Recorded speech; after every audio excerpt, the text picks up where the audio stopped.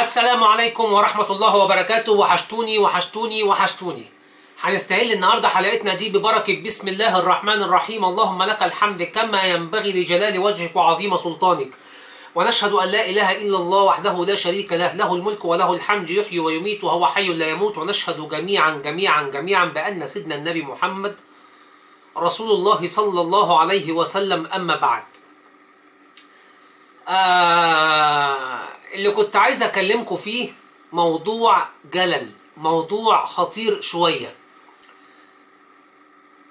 عايز أفهم الناس اللي بتعالج الحمام وبتجيب أدوية، سواء كانت الأدوية دي أدوية بيطرية أو سواء كانت الأدوية دي أدوية بشرية. هو من الأفضل إن أنا لما أطعم الحمام جماعي وأحط له مثلا في المية مشروب أو حاجة أو محتاجة أو خليط ما عشان يشرب منه، الخليط ده بيتساب قدامهم كام ساعة ولا كام يوم، وبيتغير امتى، ولا بيتساب كده وخلاص وبزود عليه، ولا هو بحطه لهم بس بمجرد ما يشرب واشيله؟ تمام. في ناس مش عارفة القصة دي خالص وبتسمم جسم الحمام. ليه؟ لأن أنا المفروض لما باخد دواء وأنا إنسان بشري باخده على بقي على طول، باخد دواء كحة على بقي على طول، ما بدوبوش في مية. طب ده الحمام بيختلف والطيور بتختلف، أيوة بتختلف، بس هنا وجهة الاختلاف في إن أنت لما بتحطه قدامهم بتحطه وبتسيبه، فبيتحول من سائل المفروض يشفي لسائل سمي. مش مصدقني؟ آخر النهار خد المية دي، خد جزء منها وحلله، هتلاقي المية كونت بكتيريا، هتلاقي ريحة المية بقت أجزة، ريحة بقت سلبية، ريحة عكسية. بدل ما كانت ريحة طبيعية بالدواء، الدواء خلى ريحتها بعد ما تخمر بقت ريحة عكسية، ريحة سالبة. والشيء الموجب هو الشيء اللي بيترتب عليه علاج الشيء من مرض ما، ولما يتحول لحاجة سالبة بتبص تلاقي الموضوع كله تحول إلى موضوع سمي. بدل ما كنت هشفيك بسممك. بمعنى الدكتور قال لك خد كل 12 ساعة واحدة من المضاد الحيوي ده. طب هو ليه وصف لك يا بشري كل 12 ساعة؟ لأن هو صلاحية البرشامة الأولى اللي هي بتاعت الساعة 12 الظهر صلاحيتها تخلص 12 إلا 5، 12 إلا 10، 11 ونص بالليل صلاحيتها تخلص، يخرج كل مفعولها من الجسم. فانت لما هتجدد نشاطها بعديها بنص ساعة كراحة كلى وراحة كبد من الدواء، من رواسب الدواء، بعديها بنص ساعة المفروض يحصل ايه؟ يحصل ان انت بتجدد نشاط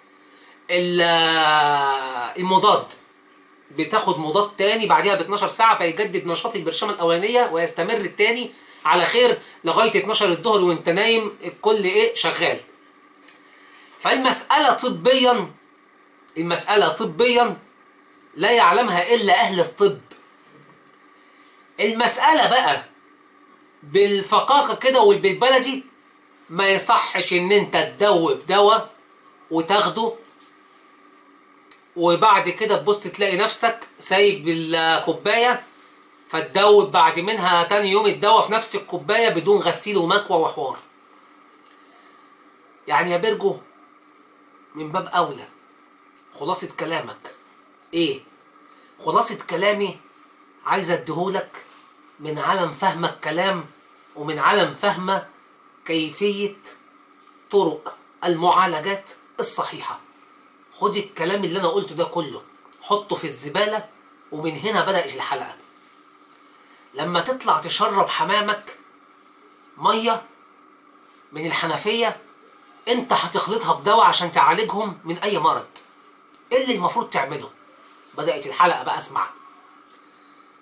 بتجيب مسقة معقمة يعني مغسولة تمام ومحطوطة وخارجة من مية سخنة مولعة ومقلوبة على ظهرها، المية نشفت تمام، انت حطيت المسقة معقمة، وبتحط فيها دواك وبتحط فيها المية وبتقلب بمعلقة خشب مش بمعلقة حديد. عارفين المعلقة الخشب؟ ها، معلقة خشب كده نظيفة، قلب بيها، ولو فيها المعلقة اخرم ايديها وعلقها على المسمار تاني في قلب كيس، اغسلها وعلقها هي دي اللي تقلب بيها الدواء.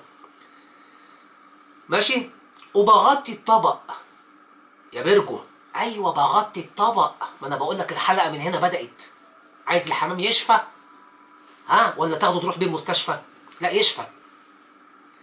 بتحط المية الاول وبعد كده بتحط نسبة الدواء بتاعتك، وانت بتقلب بتحط بايديك الشمال وبتقلب بايديك اليمين، ماسك المقدار بايديك الشمال وبتقلب بايديك اليمين.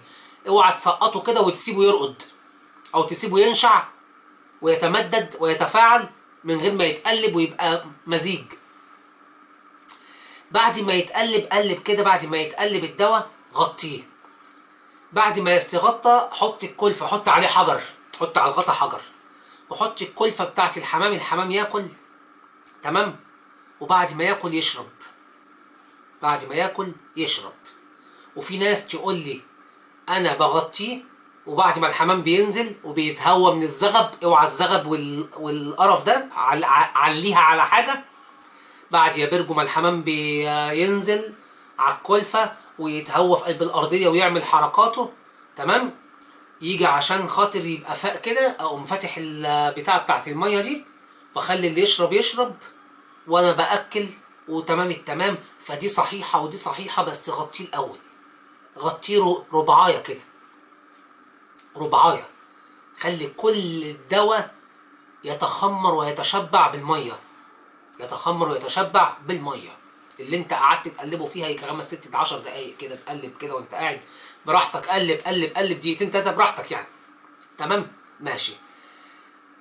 بعد ما الحمام بيشرب ويستكفى، كل وشرب وطار تمام، شيل الدواء ده، شيل الدواء ده، شيله ربع ساعة أو نص ساعة. أنت عايز تعالجهم شيله نص ساعة كده وأنت مغطيه، وزوده مية لو كان اتشرب منه كتير، لو ما اتشربش منه كتير غطيه بس، وارجع بعد نص ساعة حطه تاني. هتلاقي اللي خد جرعة أولى هياخد جرعة تانية واللي ما خدش هياخد. أما البراشيم فهات لها بديل. البراشيم اللي بتتحط في المية هات لها بديل، بديل مائي، دواء مائي، مية مع مية. البراشيم بتترسب تقيلة تمام، لما بتتقل بتنزل في قاع المية زي الرملة، فالحمام بيشرب وهي مترسبة بعيدة عنه خالص، زي ما اكون بالظبط كده كوباية عكرتها بشوية رمل وسبتها لك يوم، لما اجي اسقيك منها ها هتشرب ما في من غير ذرة رملة. ليه؟ لأن الرملة متسربة مترسبة تحت. ده إن كنت يعني خلاص ما فيش قدامك إلا الكوباية دي. فمعنى هذا إن الترسب بيبقى في القاع، بيبقى في القاع، زي البراميل اللي آخرها بتلاقي فيه طينة، زي القلل اللي آخرها بتلاقي فيه مش عارفة إيه، زي إيه، زي أي حاجة، زي أي حاجة بيبقى فيها في النهاية ترسيب، زي الفلتر ما بتلاقي فيه ترسيب بعد ما بيديك المية النقية. فاللي عايز انبهك ليه، البراشيم بتتحط مباشرة في البق، بتتحط بالنسبة اللي المطلوبة في البق مباشرة، وراها سرنجة 10 سنتي مية، جيب بجيب 5 في 5، دي البراشيم.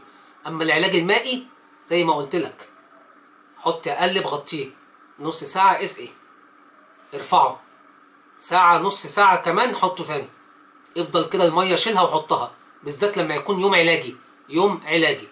غير كده ما اقدرش ادلك. اما بقى العكس، اللي بيعانوا ان الحمام كبده اتضربت، السميات ضربت عنده، في اسوس بتموت على عيالها، في عيال بتموت، بيبقى من سمية الدواء وسمية الكلفة. الكلفة قلنا بنحط لها مضاد سموم بالبخاخة، بنجيب مضاد سموم من الصيدلية أو أي حوار، أو من الصيدلية البيطرية في إيه مضاد سموم عندك، يقول لك نوع كذا، خده بالمية اعمله في البخاخة، تمام، ورش على الكلفة واديهم أكل فيه مضاد سموم، تمام، مضاد سموم ومضاد بكتيريا ومضاد كل حاجة. الحاجة اللي بعد كده لو أنت هتسقيهم، قلنا اسقيهم المية النظيفة لحالها والدواء اللي أبو مية لحاله عشان خاطر الدنيا ما تتدربكش. وصلت؟ وقلت لك ازاي تعمل ايه مع الميه اللي فيها دواء. والميه اللي فيها دواء ما بتتسابش قدام الحمام كده طول النهار يشرب منها، غلط، عشان بتتحول لميه مسممه. ركز وانت بتعالج، عشان انت وانت بتعالج بتقلب الدنيا.